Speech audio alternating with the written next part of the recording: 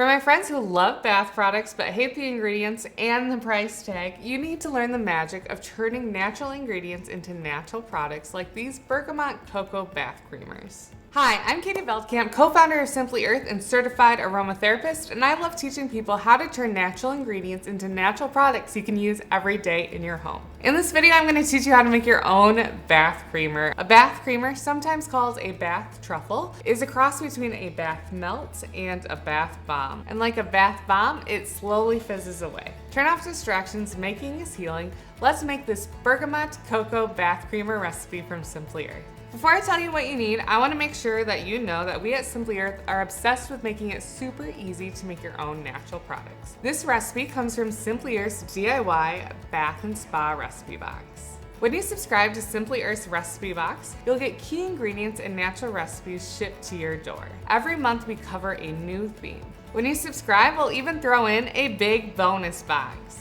You can also find the ingredients that I talk about in today's recipe at simplyearth.com. I'm going to be grabbing my ingredients from Simply Earth's DIY Bath and Spa Box. For this recipe, you will need 1 tablespoon of citric acid. We're going to use this along with baking soda from your home to create a fizzing reaction.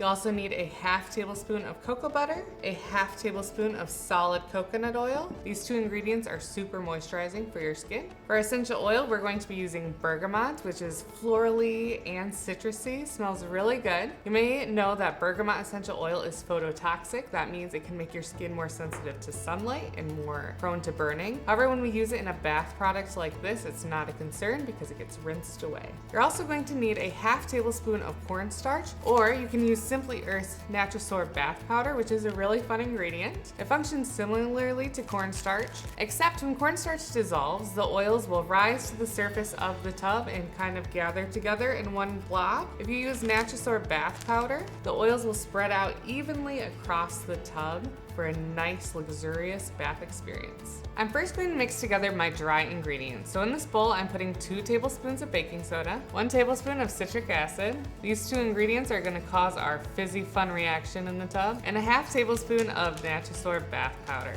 In a little bit, I'll show you the difference between using Natrasor powder and cornstarch in these bath creamers. I'm going to mix my dry ingredients together, and then I can set it aside till a little bit later. Now I'm going to mix together my oil ingredients. So in this small beaker, I'm going to be adding a 1/2 tablespoon of solid coconut oil. I'm also going to be adding a 1/2 tablespoon of cocoa butter. And cocoa butter is a hard, brittle butter. So to help me measure this, I'm taking a smaller spoon and just loosening up my cocoa butter so that it's easier to measure. Another way to measure cocoa butter is to melt it in the microwave. So you could stick this little container in the microwave for about 15 seconds to melt the cocoa butter and then measure it. Now I need to melt these. I can do this in a double boiler, place this in a pot on the stove of water where the water goes about up to here on the sides of the container to melt it, or I can melt it in the microwave using 15-second intervals. My oils are melted. I've got this wonderful chocolatey aroma from the cocoa butter. Now I'm going to add 6 drops of bergamot,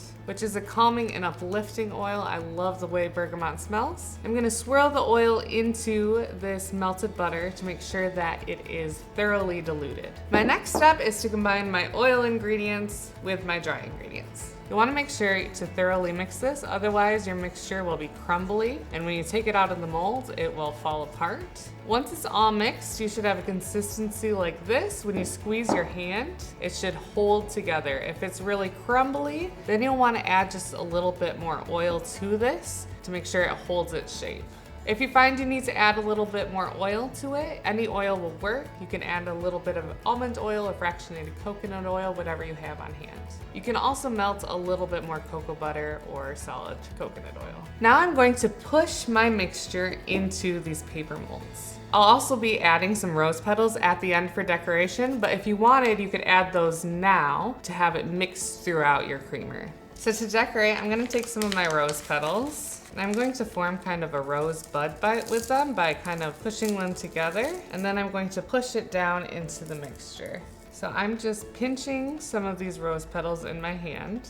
Then I'm going to press it down into the center of my bath creamer and then kind of pack the bath creamer around it to get it to stay. And like I mentioned, if you want, you can add these earlier and then you don't have to fiddle about with this little decoration, but when you get it, I do think it looks quite pretty. So now we need to let these dry out. It's nice to just let these set up overnight. If you live in a really humid environment, have these set up in a drier space. Otherwise, the baking soda and citric acid can start reacting before you want it to.